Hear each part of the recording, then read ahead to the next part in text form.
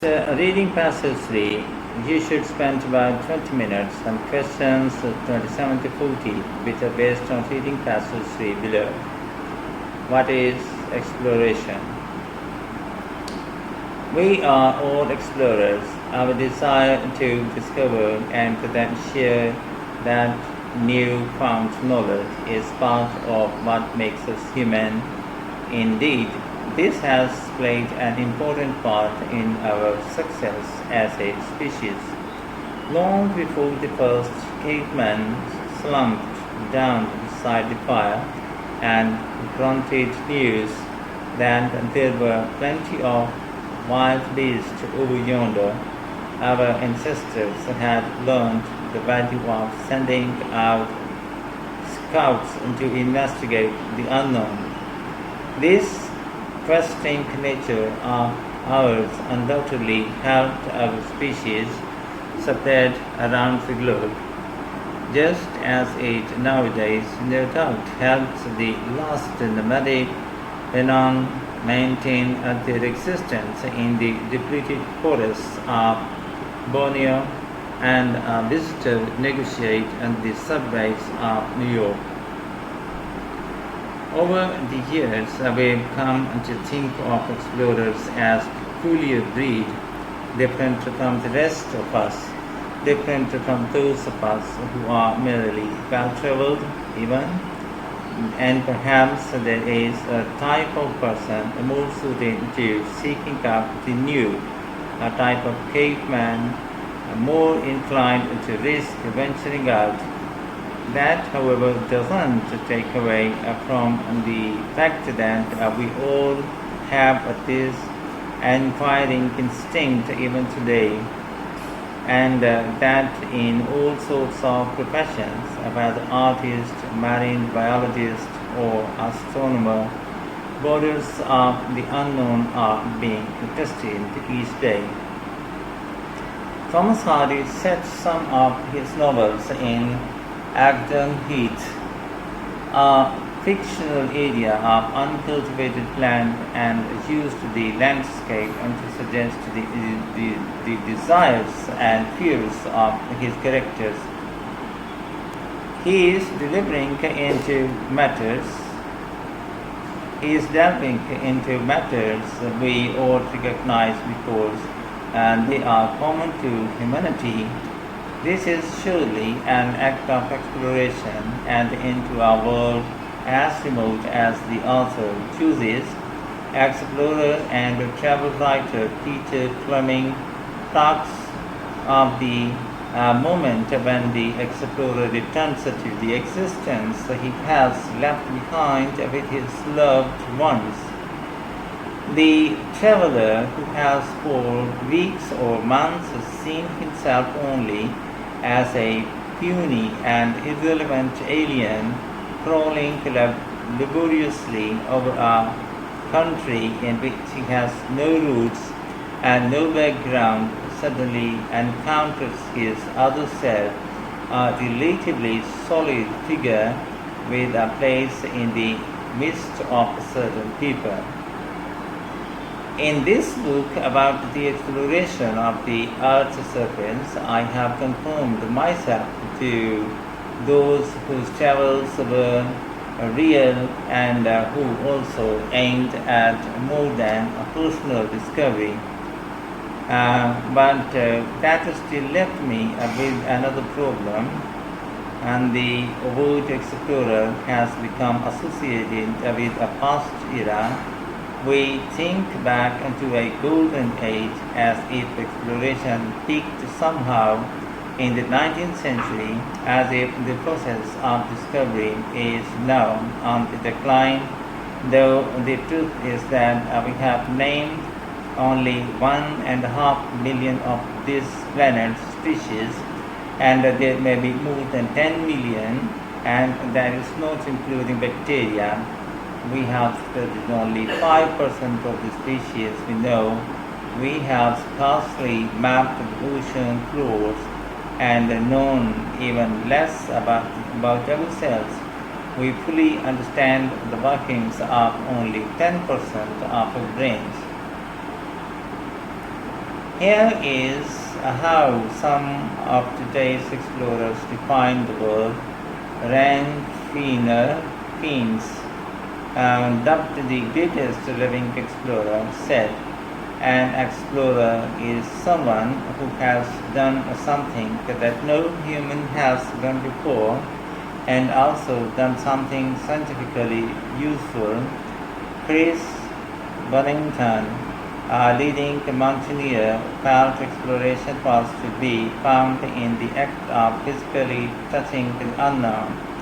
You have to have gone somewhere new. Then Robin Hambury, tension campaigner on behalf of remote, so-called tribal peoples, said, "A traveler simply reports information about some far off world and reports back, but an explorer changes the world." Wildfire Wilford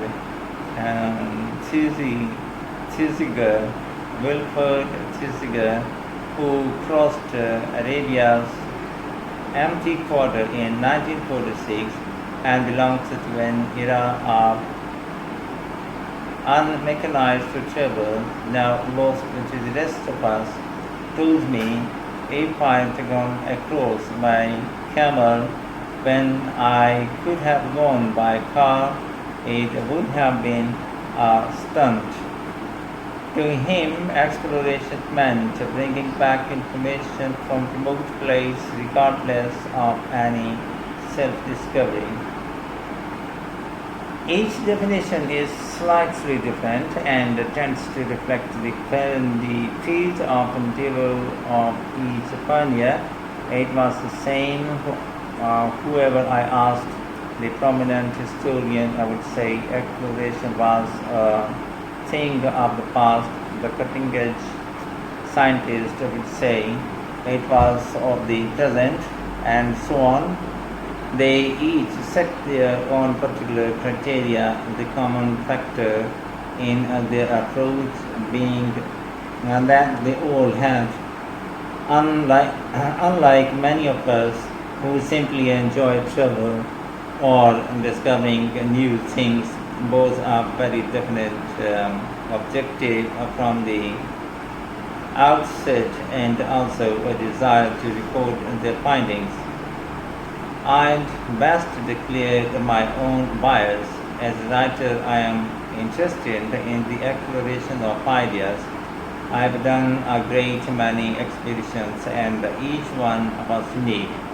I've lived for months alone with isolated groups of people all around the world, even to uncontacted tribes, but none of these things is of the slightest interest to anyone unless, through my books, I found a new slant, explored a new idea. Why? Because the world has moved on. The time has long passed for the great continental voyages, another walk into the poles, another crossing of the empty quarter. We know how the land surface of our planet lies. Exploration of it is now down to the details, the habits of microbes, say, or the grazing behavior of buffalo. Aside from deep sea and deep understanding, it is the era of specialists. However, this is to disregard the role of human mind has in conveying to remote places, and this is what interests me, how a fresh interruption, even of a well-traveled route, can give its readers new insight. Questions 27 to 32. Choose the correct letter A, B, C, or D. Write the correct letter in boxes 27 to 32 on the answer sheet. The writer refers to visitors to New York to illustrate the point that exploration is an intrinsic element of being human. According to the second paragraph, What is the writer's view of explorers? They act on an urge that is common to everyone. Option C. The writer refers to a description of Agdon Heat to suggest that Hardy's aim was to investigate people's emotional states. Option C. In the fourth paragraph, the writer refers to a golden age to suggest that we are wrong to think that exploration is no longer necessary. Option D. In the 6th century, when discussing the definition of exploration, the writer argues that people tend to relate exploration to their own professional interests. Option A. In the last paragraph, the writer explains that he is interested in the human ability to cast a new light on places that may be familiar. Option B. Questions 33 to 37. Look at the following statements. Questions 33 to 37 and the list of explorers below. Match each element with the correct explorer A to E. Write a note. You may use any letter more than once. List of explorers: Peter Fleming, Rand Fiennes, Chris Bonington, Robin Humbery Tennyson, Wilford Chisiger.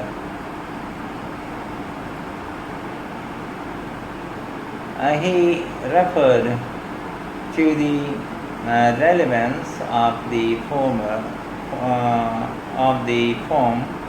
of transport used. Wilford Chisiger. Option E. He described the feelings on coming back home after long journeys. Peter Fleming. Option A. He worked for the benefit of specific groups of people. Robin Humbery Tennyson.